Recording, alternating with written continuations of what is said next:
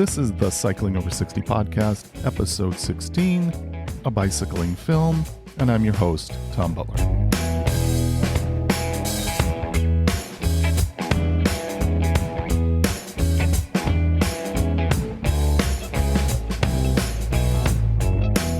I am ending my SDP preparation very soon.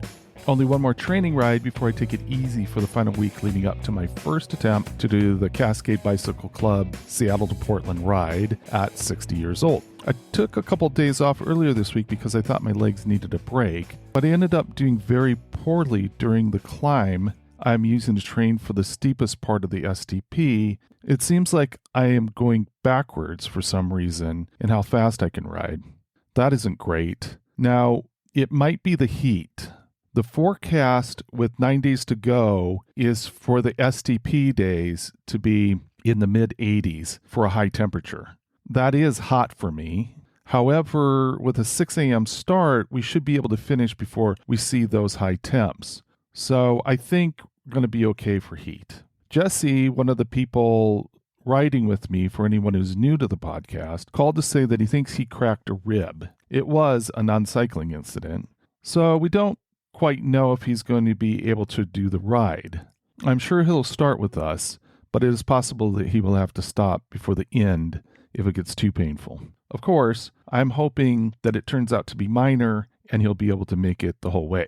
We have a number of logistical issues still to work out. I wish we had someone in our group that had done the ride before, but all in all, I think we're ready to go.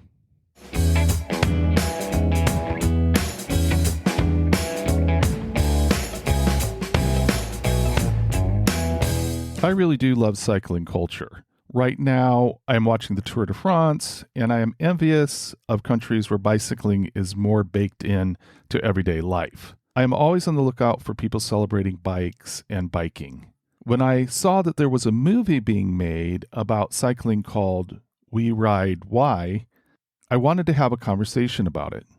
Fortunately, the person behind the film, Greg Roth, agreed to come on the podcast. Here is my discussion with him about the film and cycling and just about life. I am joined by Greg Roth, who is a cyclist and a filmmaker. Thank you so much for coming on today, Greg. Thank you so much for having me. It's really great to come on and talk about what we love and also the film. Yeah, and I'm excited to talk about your film titled We Ride Why. Yeah. But first, I have a few questions to help listeners get to know you a bit. Yeah, some context. How did you start cycling? Well, probably like you and like a lot of us, we did it when we were kids, and it was our happy place. It was our window to the world. Took us outside our homes, out into the world with our friends, adventures. That's the thing I remember about it. Plus, it was great exercise and great activity. We didn't have video games. We were the video game. I think as I got older, one of the things I wanted to do was manage my health. I was looking at photos of myself and I go, man, I don't look good. I'm overweight. I'm not feeling energetic. I'm feeling depressed. And I live in Fremont. If you live in Fremont, Seattle, anyone who's been here, it's like Cycle City. It's like you see bikes all the time going over the bridge. And I said, it looks like so much fun. So I decided to kind of take charge of my physical health. I started lifting weights and I said, I'd really love to get back on a bike again. And so I searched for it. This was in 2014, 15. I searched and found a hybrid. The guy that lived in my building was selling it, had it like outside locked up, $400. And I bought it. It was perfect. And so I was kind of riding during the summer. And then in 2016, I was watching the Tour and I just, for whatever reason, because I'd gotten back into cycling, I was watching it and I just became transfixed. And then at that point, I said, okay, I want to ride faster and I want to be able to ride further. So that summer, July 2016, I got a road bike. It was a Specialized Roubaix. It's my dedicated trainer now, but I've upgraded since. But that was my foray into road cycling. And I just fell in love with it. Not only just like I started to drop weight, I got in shape, but I felt good. I felt the most physically at the age of 55. I felt the best I felt physically since I was in my early 30s. That's awesome. Yeah. And then also the social aspect and the culture. And then you find other people that got into it for whatever reason they got into it and got what they got. A friend of ours, Michael, who's been on the show, Michael Baltieri, who's also a photographer for our music publication, but that's another story. But Michael, he got into it. He has diabetes. He's also a jiu-jitsu black belt, right? So he's got a great story, but it's kind of like that. And then the more I got into it, the more I realized I got my health. This is great, but I want to do something with it. And so the first cycling event that I did was Fred Hutch Obliteride. And I can kind of tell you the story of how I found out about Obliteride. I was out just riding my hybrid and I saw these orange jerseys. This was in 2015. I go, what is this thing they're doing? And then I rode down to, at the time, the finish line was at Magnuson Park. And I saw these people wearing these orange jerseys. It looked like, wow, this is great. And then what I realized, I found out that it was an event to raise money for cancer research for Fred Hutch. Let's tie that into the film a little later, because I think that's a really interesting story. I want to have you comment on something. I've heard some things that you've done, read some things. And if I was going to sum up what seems to be your interests, I would say 4 words. I would say music, art, cycling, transformation. Yeah. So do you see these 4 interests as connected in some way? Absolutely. Yeah, absolutely. Because I think cycling for me, it's a physical activity and it's a challenge, but also it's a beautiful art form. The bike itself is a beautiful art form. Any bike, I don't care if it's an old rusty bike, a carbon fiber race bike, they're beautiful. They're very aesthetic and they're very functional. So it's form and function, right? If you think about the concept of how a bike works, it hasn't really changed. The technology's changed, but a bike, the way it flows, the way it moves, and then where it takes you and what you experience and how you see the world, the way I see the world and what I experience is so much richer and deeper on a bike than in a car. Now I can walk, but I can't cover as much ground walking. So I've seen the city of Seattle in a way that I never saw before until I got on my bike and just this whole area. And I think transformation comes in because there's a spiritual, emotional transformation that takes place the more you get into it, because you get in touch with things, your body, your health, your environment, nature. I strive to be in touch with my spiritual part, and it gets me in touch with that because when I'm out in nature connected, I'm truly seeing, to me, God, God's glory right here, these mountains, this water, the birds, everything. I'm just present to it all in a way I was never before I got into riding a bike. And I think what I experience while I'm riding, and anybody that's gone to my social media and heard about the movie, is I try to give the audience a POV of what I'm experiencing while I'm out on my journeys. And if it resonates, it's because folks, they've had the same experience, maybe seen the same thing or had a very similar experience, and it resonates with them. My friends that don't ride bikes, they don't go where I go. So I get to take them into a world maybe that they wouldn't see from their car. Talk to Paul Tomei about Cascade and about some of the things that Cascade is doing in Seattle and across Washington. And Washington is ranked way up there as far as top 5. Yeah. In your opinion, what is special about the Seattle bike scene? Let's mention Cascade because we got to give them a shout out because I'm a member. I've been a member since I got back into cycling. But what they do, a lot of people don't realize, they put on these great events like, Seattle to Portland, which I'm doing in a couple of weeks, and a number of other events, but they're very strong in lobbying for better infrastructure in our city and in other cities too. I've, been cycling, for the last 8-9 years, and I've seen huge improvements, and they fight for cyclists to have a better experience, to have it be safer, which ultimately benefits everybody. Folks that drive get less pissed off because bikes aren't impeding their flow. Cyclists are less pissed off and safer because they don't have to worry about being hit, or they have a place that's theirs. And so Cascade's been very instrumental. I think the infrastructure around this whole area, as well as the surrounding beauty and varied terrain, you can gravel, you can cycle across, but there's some really great climbing, some really great hills. If you just want to get away, there's some really great safe places to go where you can get a really good ride in and be safe and then get a variety of activity out of it. Personally, I don't like just flat routes. I like to climb. I like rolling hills and stuff I like that variety. I like that feeling of that, that little pain and suffering and that feel of resistance and then making it up that hill and feeling great when you make it up in that nice descent down versus just flat. Yeah, I think Cascade and the fact that we have a great race scene, I think so many different areas of cycling are represented here. You have your commuters. You have your weekend warriors. You have your folks that maybe just ride during the spring and summer. I ride year round, indoor, outdoor. You have folks that participate in the Cascade events. They put on these wonderful events and they really got it down. So I love giving them a shout out. And they create community. And I think the best thing for me about cycling is community. I love to go ride on my own, but it's really fun to share this passion with people like you and people that love it like we do, right? There's so many different ways you can participate in it. It's whatever you want to get out of it. Some people just want to go back and forth to work, and that's cool. But the fact is, people are out on bikes, even if it's an electronic bike, as long as they're not going too fast on these bike paths. But just seeing people out on bikes, it's good for the environment. It lowers the carbon footprint.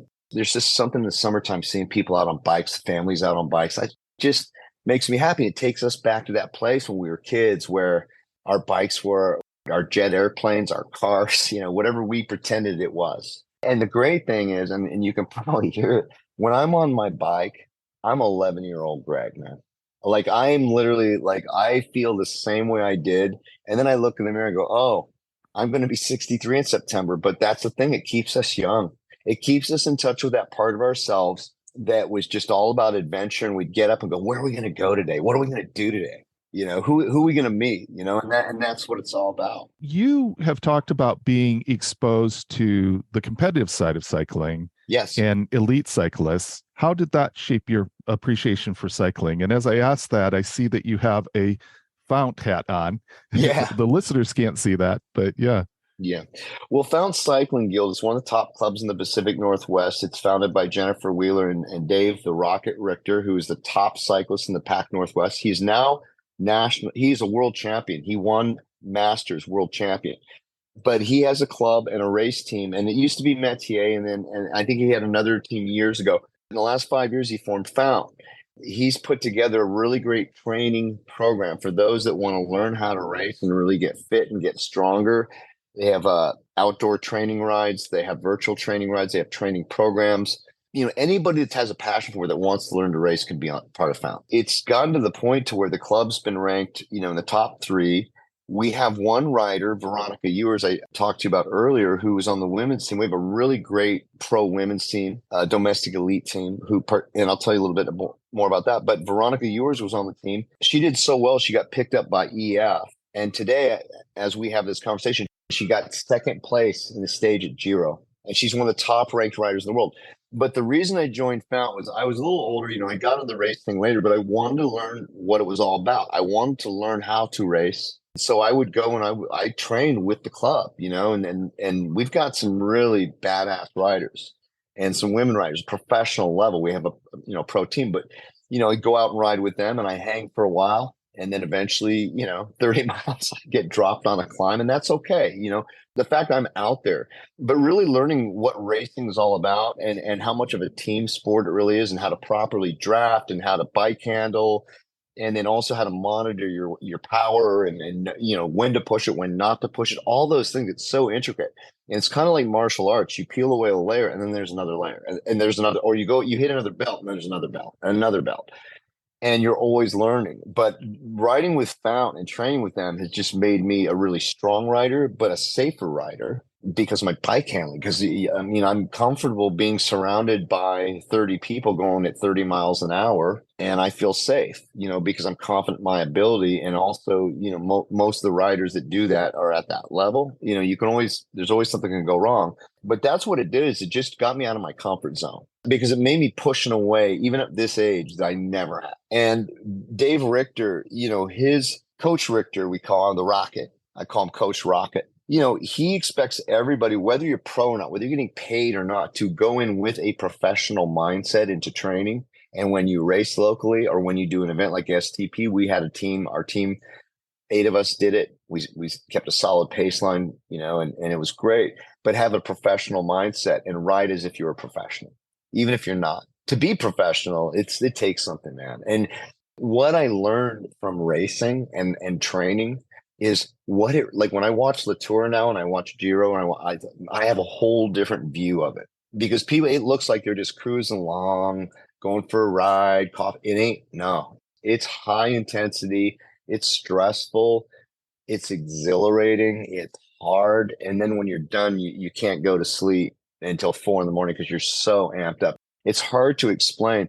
But I just think even being able to do it at this age was a goal of mine. So I want to be able to say I'm racing at the age of over 60. Trying to find people within my category, it gets harder when you get older. So I'm training with people in higher categories than me that are 30 years younger than me and hanging with them as long as I can. And it keeps me young. I think that's incredible. I feel like if I get in a race and I'll map out some races and really train for it, because you do have to train for race season and it starts in November if you're going to race. But find some races where I feel like I have a chance to win or at least podium in a category that maps to where my level is right now. And it's hard to find because even like our Cat 4 or 5 masters, they're strong. We have some strong riders that have been with the club for a while. But I want to find that race in my category versus racing above my category, which can be discouraging because, if you finish out of the top 20, it's discouraging. I want to switch gears here a little bit. Sure.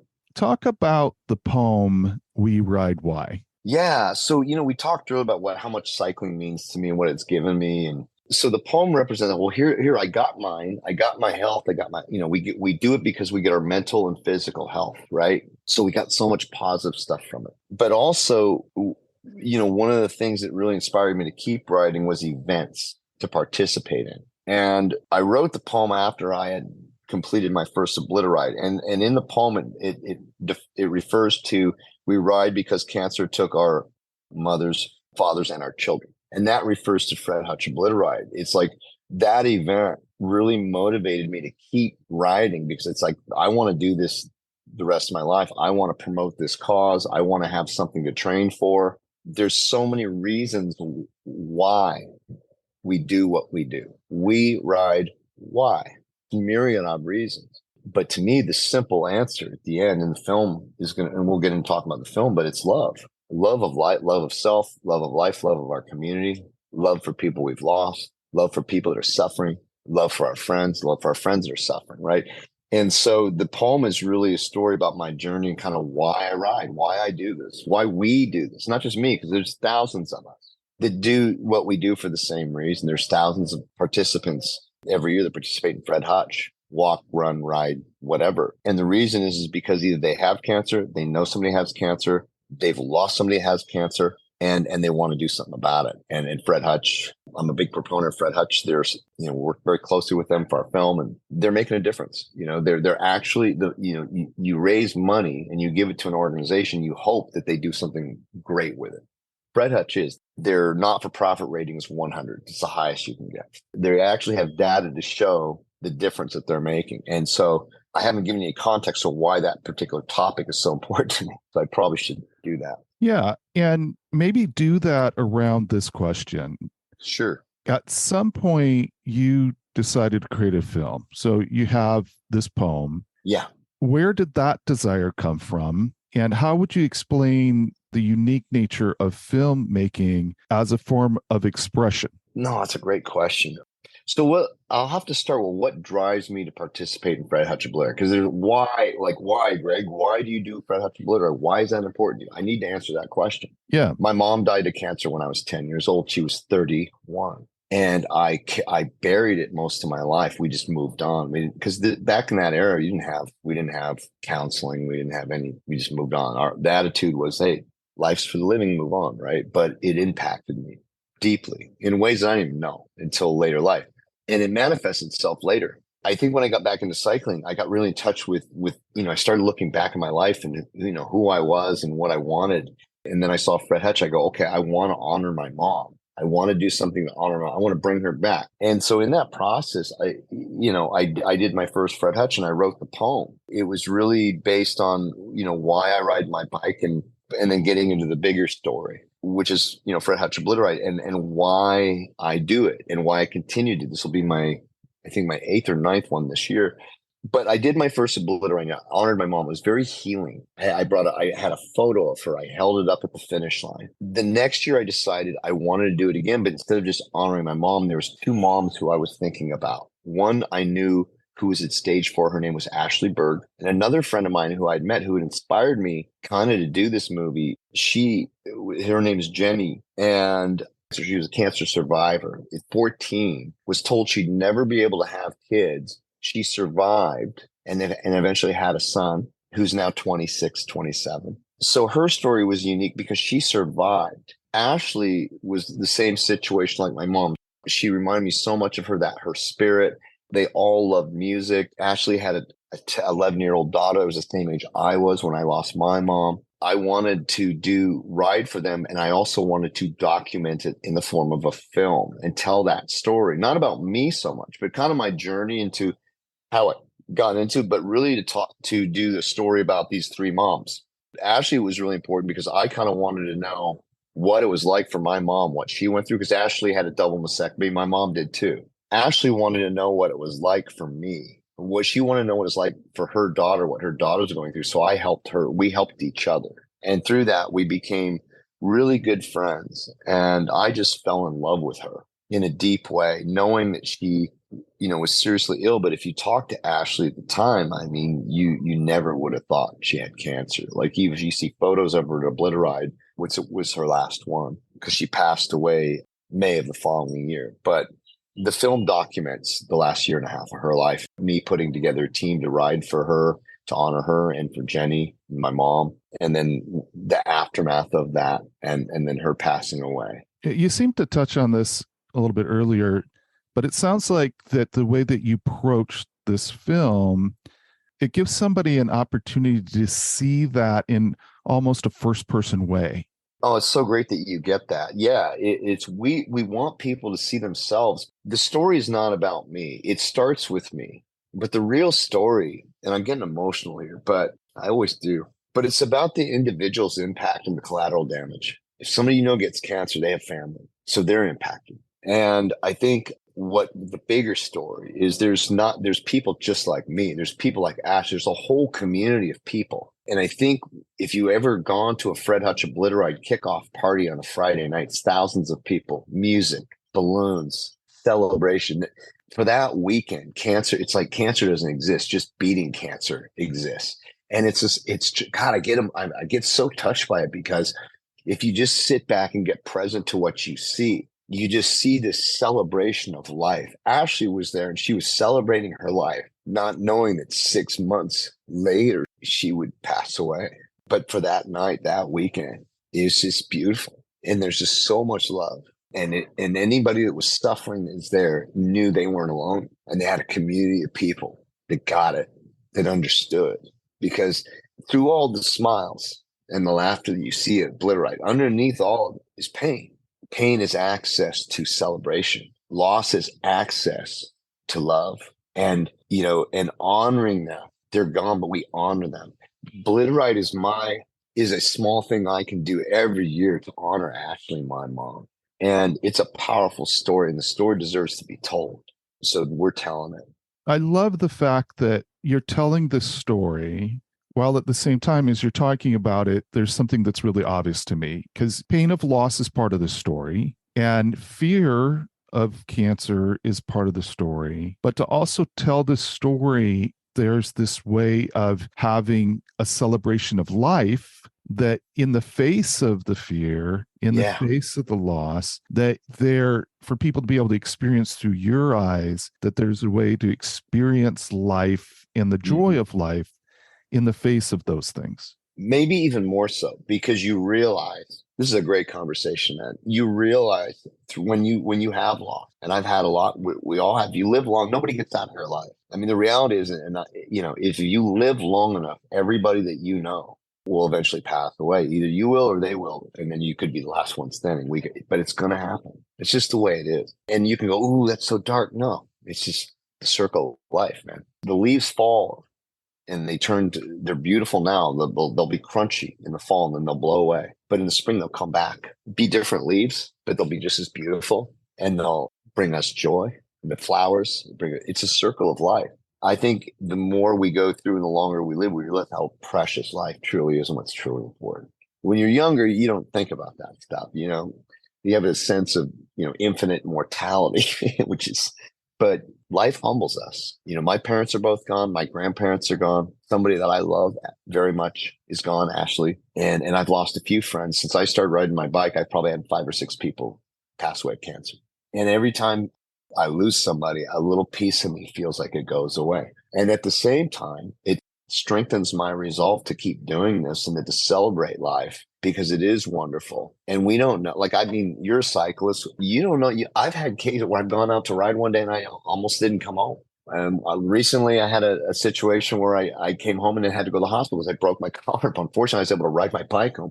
But it's those things too, right? When you almost get hit by a car, when you've crashed a few times and you realize, hey, I could have died. You realize every single day is a gift. I know it sounds kind of trite because we get caught up in our busy lives and we don't think about that stuff.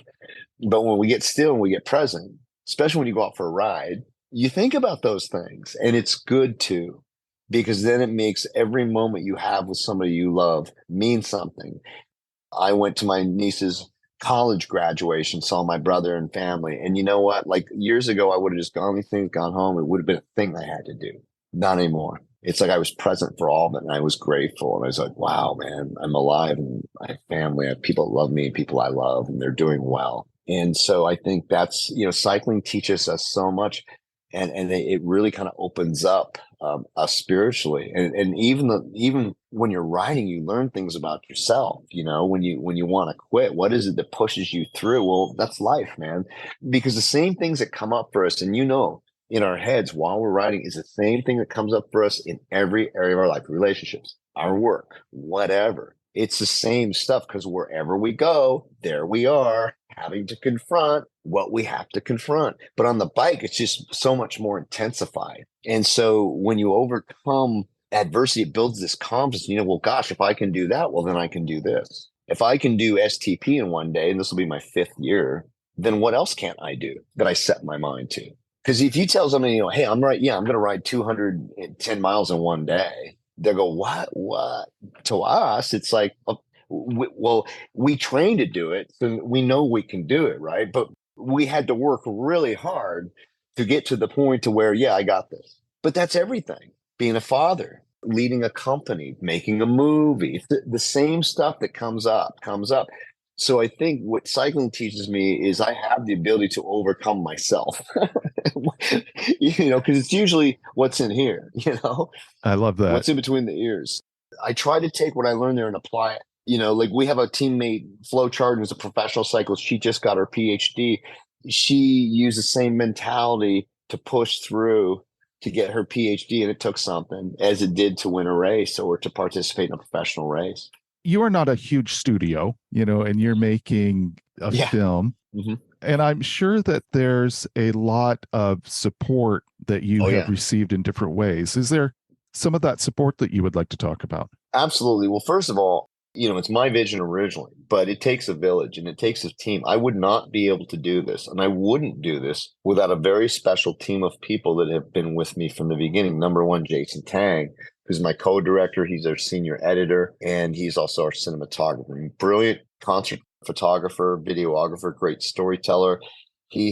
Brandy Carlisle has done a lot of her photography and videography and projects. I was a music journalist years ago, and I'm a photographer, videographer. I had a podcast myself. So Jason and I had known each other for a while, and that's how we met. And so I trust him. His artistic vision is amazing. His artistic vision lines up with mine. We're very different. We're yin and yang, and yet together it just works. Another individual named Bubba Jones, who's an award-winning sound designer, engineer, musician. He's worked with some amazing people. For example, he produced Diggable Planets, locally Shabazz Palaces, and he's done film work. He's won Emmy Awards, and he's amazing. And he's also provided me, because of his knowledge and wisdom in this industry, he's been in it for a while, worked on a lot of film, he's worked on film projects, recorded records, just a lot of wisdom and just a great sounding board. For our narrator, this is cool. We have Andrew. Well, first of all, so our composer is Andrew Jocelyn. He's an award-winning Grammy contributing composer. He did the string arrangements on Macklemore's The Heist. He's constantly working, but he's been with us from the beginning. His music's on our trailer. But when we brought in Andrew, he suggested, because I was going to originally do the voiceover, and then I was going to have somebody else do it. And he goes, hey, why don't you have Wands do the voiceover? Well, Michael Wansley, amazing artist. He's been in the community for several decades, sings the national anthem at the Kraken games, the Mariner games, pretty much every sporting event. And he sings it the right way, man. He sticks to it. He does it the way it should be done. Anyway, Michael was also on Macklemore, and if you've ever heard the song Thrift Shop, I'm gonna pop some tabs. I got 20. Well, that's Michael. He's our narrator. He's on our trailer. He's amazing. He's perfect. Andrew introduced, had me suggested him, and I had known Michael and interviewed him. He's been with us, and then we have Andrew's wife, Madison Jocelyn, who's my story editor, and we meet every couple of weeks to talk about the story and flesh out the story. And then we have a team of editors. We have somebody we're going to be launching a crowdsourcing campaign because we're going to want to raise money to complete this and then market it out. Film festivals. Our goal is to be at the Seattle International Film Festival next year, and then cycling film festivals eventually all over the world is our goal. It's going to take some money to do it. We have a great team of people. I'm pretty much financing it at this point because I believe in it. And honestly, what I've gotten out of it, supersedes way more than I put in. And I think once we feel good about the story, we have amazing footage. We've got Seattle Channel did a piece on us 2 years ago. It was nominated for an Emmy. They let us use their footage. Fred Hutch has given us their footage. Give whatever you need, just let us know, because we're not officially representing Fred Hutch, but they're a big part of the story, and we want to shine the light back on them. And we want them to be one of the beneficiaries, because we're going to, with our crowdfunding campaign, we'd like to donate a percentage back to Fred Hutch because they've given us so much and so much of their support and hope. And when this thing's ready and when it's good, we're hoping they get behind it and share it out with their community. We want it to reach as many people as possible and tell these stories, because it's not just my story, it's our stories. This is a real community project. It was my project initially, and now it's our project. It's at the point now where we need input from everybody to really flush it out. That's fantastic perspective. I love that it has become more than you. It's not mine anymore. Yeah. It's ours. What has surprised you about making this film? You didn't realize how much I loved Ashley, how much she touched my life. And when I say love, love, I'm talking about love in the purest form of what love truly is. Yeah. When somebody gets you and you get them, and you can just share anything, talk about anything, because and she opened up because she didn't know how much time she had. I was in denial. She was such a strong, resilient person, and she would tell me, she goes, "Well, I'm not always Miss Sunshine." I go, "Well, it's okay. You have cancer. I mean, you don't have to be every." But the person I saw was just this, and my mom was the same way. Just she loved her daughter more than anything. She loved her family. She loved life. She loved music. She always had a ticket to another concert. When I went and visited her at the hospital last time I saw her, when she had a ventilator in her mouth, I said, "Hey, do you have a ticket for a show?" Knowing that, inside she wasn't going to go. And she couldn't talk. She had a ventilator. So she wrote, and she wrote The Dead. She had tickets to The Dead at the Gorge, and her best friend ended up going. But she always had a ticket to a show. And she just music was a huge part of her life. Just my mom too. My mom, our family's musicians, so we were all inspired by my mom, turned on to some of the best music because of my mom. And I think that love, I just admired her so much, and I fell in love with her family. Her family's amazing. Her spirit is just amazing. And her and my mom, I feel like they knew each other. They would have been like that, It sounds like when you talk about kind of the era when your mom passed away, mm-hmm. and kind of how we didn't know to give space to process those things as much back then. Sounds like your relationship with Ashley was a way to really process some things maybe that you hadn't had an opportunity to process before. Yeah, no, I think you're right on. That's really insightful. I agree. I think this is part of it. Is it brought up, it triggered things with my mom. I'm still processing because I'm still in post-production. I'm having to go through footage. You asked me earlier what other things. I'm learning who my mom was. I'm learning who Judy Roth was, because there was my mom, but there's this human called Judy Roth who's her own. Who was she as a human being? I think Ashley in some ways trying to see Ashley in some ways and the similarities, but then also, I've got letters that my mom wrote to my dad when he was in the Army. I've got video I hadn't seen. I found some old home movie footage, photos I had never seen. And so I'm piecing all these things together to try to tell her story, because she's not alive. Ashley, tells her story in the film. Jenny tells her story. I tell my story. We have some other individuals that were impacted who have some really interesting stories, but we don't have my mom's. So fortunately, we have those things, and I have to piece them together. So yes, I would say another thing, I've learned who my mom was more. And I learned how deeply it's really impacted me because it's still there. It's almost like until I finish this movie, it's the healing's not complete. Like this movie, when I was at Ashley's memorial, I got up and sang, and I'm retired from singing. I haven't sang in years, but I got up and sang for her memorial, and I promised her family, I said, we're going to make this movie. It's going to be perfect, and we'll honor her, and the world, whoever sees it will know who she was, and she'll continue to touch people. So I'm kind of holding the torch, or keeping the candle burning.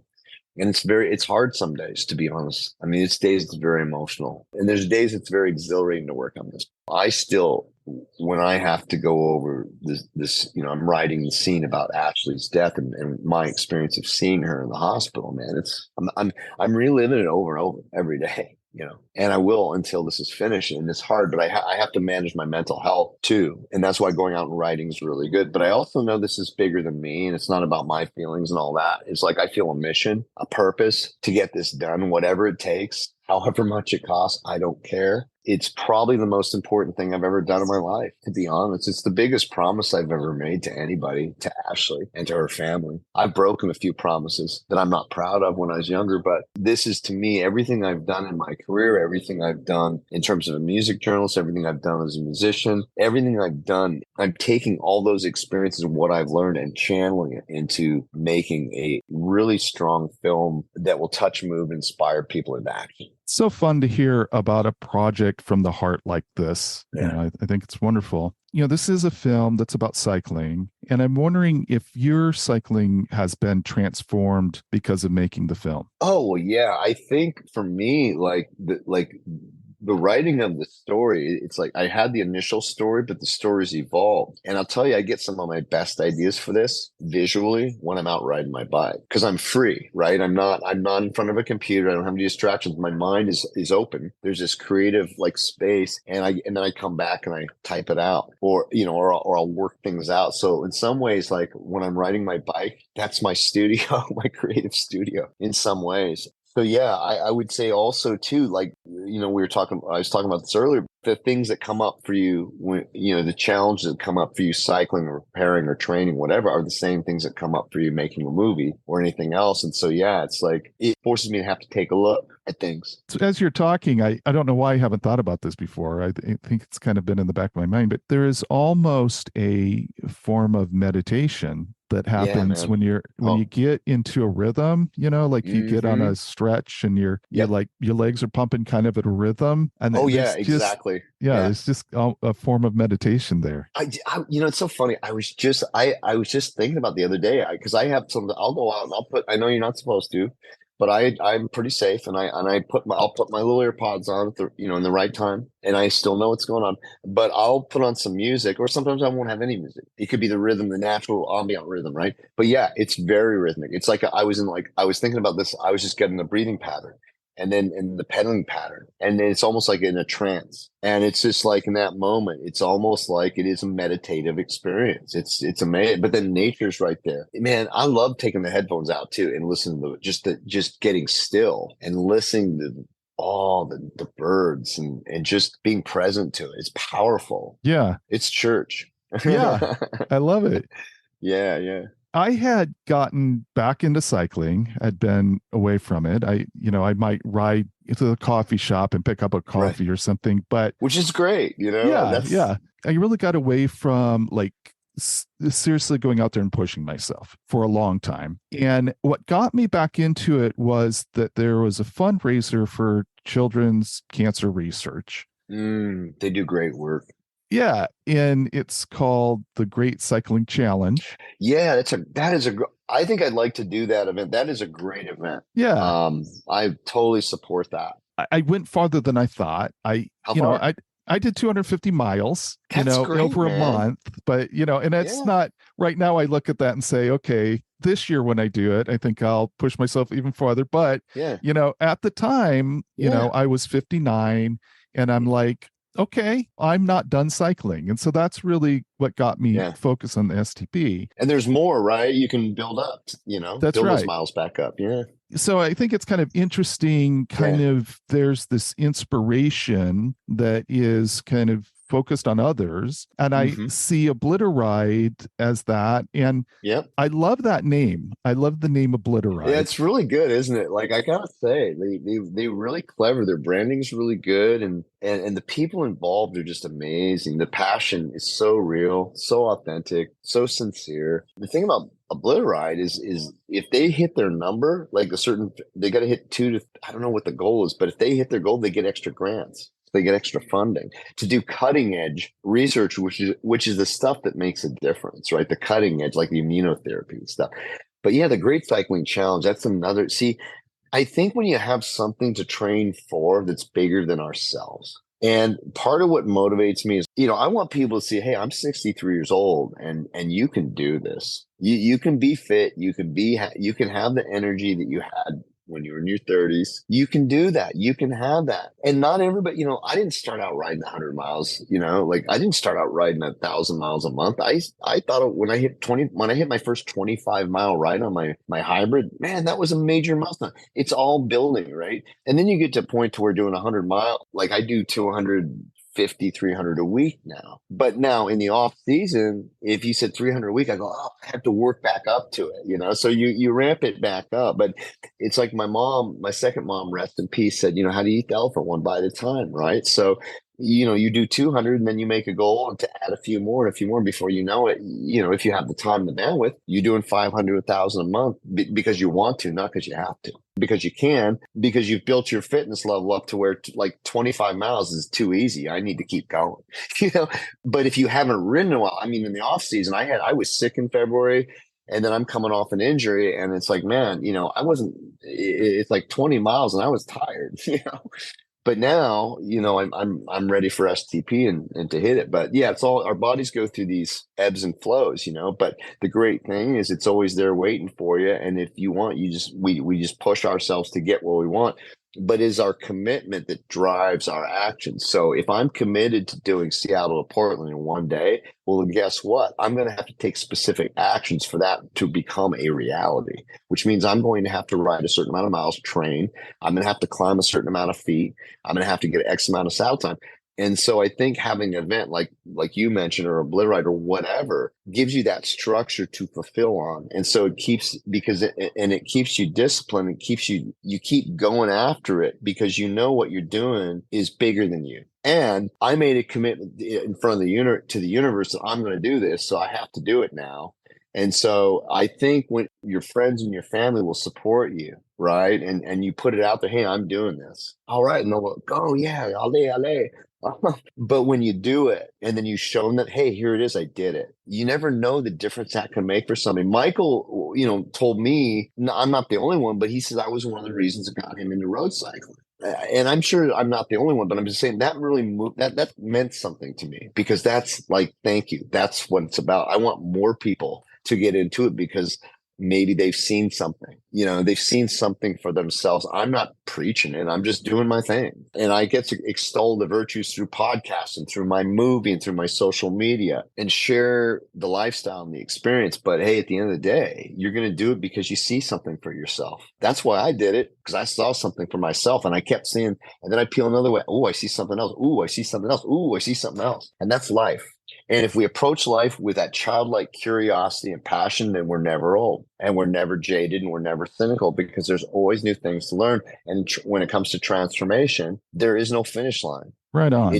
There's no place to get to. It's all about the journey. And that's cycling, the same thing, man. It's like, yeah, we participate in events. Yeah, we race. But you know what? What's the best part is what do you learn along the way? Who do you meet? What do you experience? You and I are doing this podcast. This is part of my journey, right? So that's what it's all about, connection, and that we're all connected, even if we don't know we are. Talk a little bit about Obliteride. Where does it start? What's the format of it? Kind of, because there's still time. There's still time for people to get involved with Obliteride. Absolutely. For sure. And hey, I want people to donate or participate. But yes, there's plenty of time. The event takes place the weekend of the 13th of August. So there's plenty of time.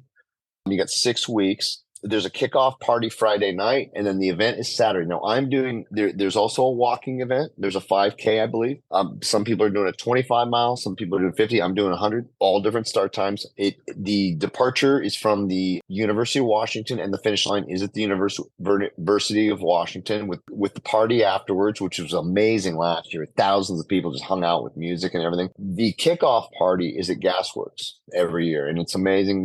It's a celebration. Like Gasworks becomes all orange, and they have live music, and they celebrate life. Like I said earlier, and so that's kind of the event. And yes, if you want to participate, even if you don't ride a bike, you can walk. If you can walk, you can do this thing, and then share it with your friends. Say, hey, I'm doing this to kick cancer's ass, and your friend, it'll resonate with people. I always hit my fundraising goals every year or exceed them because I just share my story. Like, this is why I'm doing this. My mom, Ashley, and people, if they can afford it, they donate, And so will you have a website, or do you have a website that's associated with the Blitter Ride? Yeah. So if you go to Blitter Ride and look up Greg Roth, you can find my name there. And then also I can share the link with you when you launch the podcast. I can give you all the links, and they can click on that, and they can go. And I implore you, if you don't donate, then participate and then raise money. But Ashley's family, the year that she died, participated, and they did the walk. They don't cycle, so they did the walk, and it was beautiful. And they were there, and and then you'll see that in the movie. Of course, the other ride that we've talked about is the STP. Yeah. I think the registration for that maybe closes down June 9th. So that's coming up pretty soon. You want to get on that. Yeah. And hopefully, this will be my 5th. And when I complete it, I'm going to not say if, when I complete it, I will be in the STP Hall of Fame. Nice. The Cascade Cycling Club STP Hall of Fame. It's awesome, especially this time of year we got Le Tour de France going. So it gets you that extra motivation. Then when I finish, I go to the hotel and I watch Le Tour de France. I lay in bed, obviously almost paralyzed but watching Le Tour de France, and recovering. And then I actually go for a recovery ride the next day for 60 miles, believe it or not. So what do you want people to think about most when they think about the STP? Cascade does all these things all year, but STP is the grand event, right? It's where the real celebration of the cycling community. You have people that do this every year, and it's just become part of their tradition. A lot of people do it in 2 days. Most people do it in 2 days. I like to do it in the 1 day and then cheer the 2 day riders the next day. That's fun. It's a celebration of cycling. It's a celebration of and because you see all kinds of bikes on STP, not just road bikes. I mean, man, you'll see some whatever it takes. People gravel bikes. I mean, I've heard there's one dude that skated.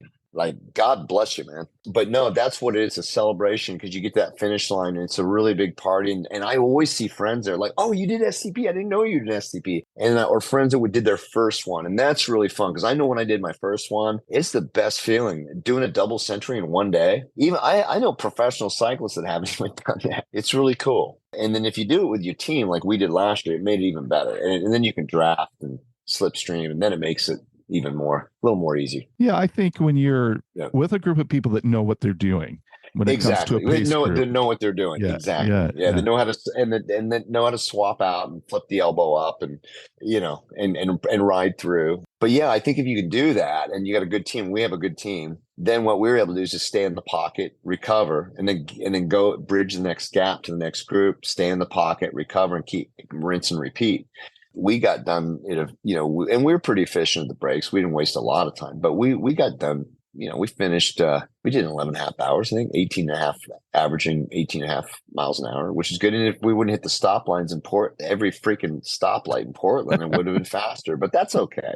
Sometimes you get lucky. Some years you hit every green light. But for whatever reason, last year we got and then you get right to the finish line and you're literally across the street to the finish line and you're stopped there. And you go, are you kidding me? Can't you just shut it down just for 1 day so that we don't have to stop right before the finish line? Anyway, it's not a big deal. It's STP, man, and you accept it. So what would you like older cyclists to know? Well, I keep forgetting I'm over 60. Yeah, sorry. Well, I won't remind you, but what would you like from your young age? What would you like older cyclists to know? No, you know what? Keep pedaling, man. Just ride. Whatever. You don't, go out, like on the days you don't want to go out and ride, go out and ride. Because once you're on that bike and you're moving, you're glad you did. Because trust me, there's days I haven't gone out because I'm just not feeling today. I'm not feeling today. And there's periods where you're doing a lot, and there's periods where you may be doing it less. But just keep doing it because it's something we can do into our twilight years. I mean, shoot, I just read a story. This guy was 100 years old, did a bike ride. Why not? You know what? Like it keeps me connected to the community. It keeps us out there. You know, maybe as I get older, I mean, I'm riding as hard as I did since I started, even harder. But you know, there may be a point to where my body can only do so much. But as long as I'm out there moving and out in life and having coffee, cappuccino or espresso with my cycling brothers and sisters, that's what it's all about, man. You know, and it's just keep doing it because I think if we let our bodies get stagnant and our minds become stagnant, then we're dead inside. I think for me, cycling and being physically active and moving, whatever it is that thing, whether it's cycling or whatever, it's that aliveness. I think because you're breathing. Even when you crash, it's like, oh, that hurt. Okay, I'm alive. You know, Right. and you're grateful to be. And you never know, like even this time of year, like 4th of July. So I'll go out riding tomorrow, and I probably just go out and hit wherever there's water. I'm going to go and just take in the ambiance, of people out and enjoying life and just taking that in. So just keep hammering, keep going because you never know the difference you make. You never know who you're inspiring.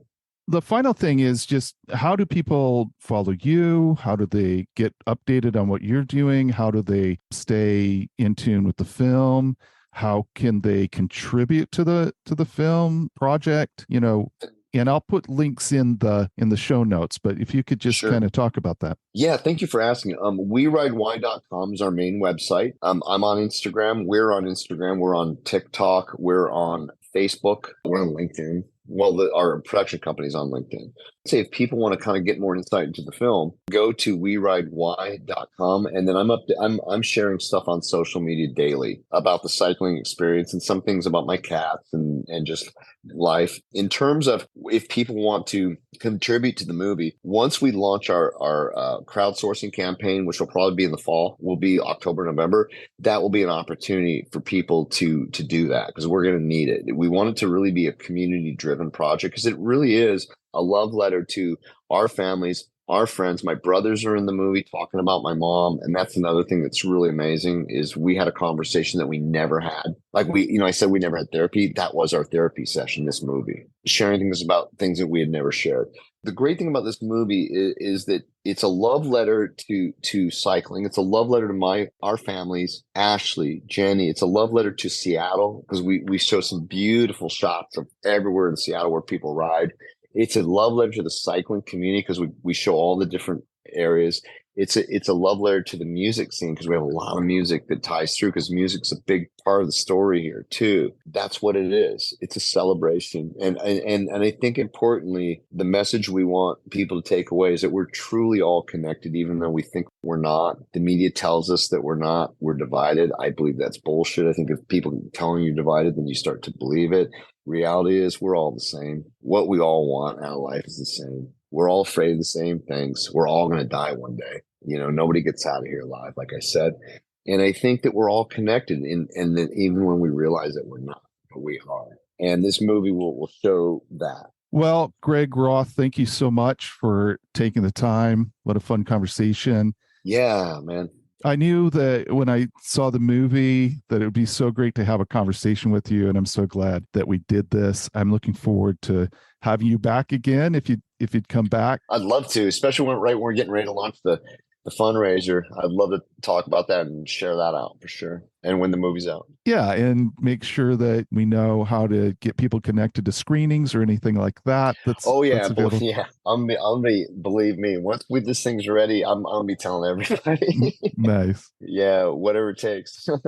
So good luck on your rides on the STP. Maybe there's a lot of people, but maybe we'll bump into each other at some point at the start. And please do text me, let me know when you're one of the stops. So I want to definitely see you, or when you're at the finish line in Portland, Lloyd Center. Let's definitely connect. And well, for sure, man. I am not doing it in one day. So you might. That's okay. I'll be waiting at the finish line for you Oh, okay. Okay. on Sunday, and Oh, we'll meet okay. Sunday. How's that? I'd That love would to be meet you in awesome. person. That'd be Oh, it awesome. would be great. That's what it's all about, man. I'll be cheering for you. I'll look forward to seeing you then. Cool. Well, hey, I want to thank you so much for having me on. I love this podcast. I think it's awesome. I love the fact that you're really dialed into what the film's about. You asked great questions and really made me think too. And just thanks. I really appreciate it. We want to, we've been working on this really hard. And when it's finished, we're gonna be sharing out with everybody. But we appreciate the opportunity to talk about it, and also just the passion of cycling. It's definitely just made such a positive difference in my life in so many different ways. Very cool. Well, I'll talk to you later. All right. Thank you. Yep. Bye now. Thanks for having me.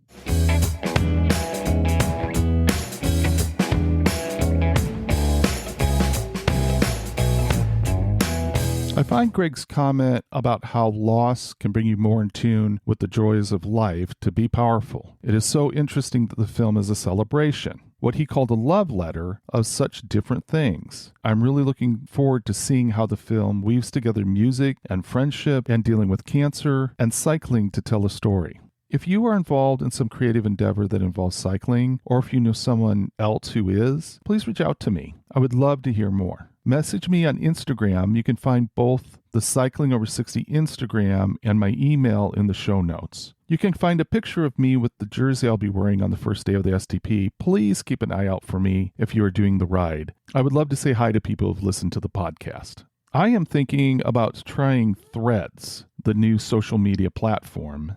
I'll let you know if I end up with an account and how to find me there. I hope that your preparation for the STP or any other ride that you're doing is going awesome. The best of luck with all your cycling adventures. And remember, age is just a gear change.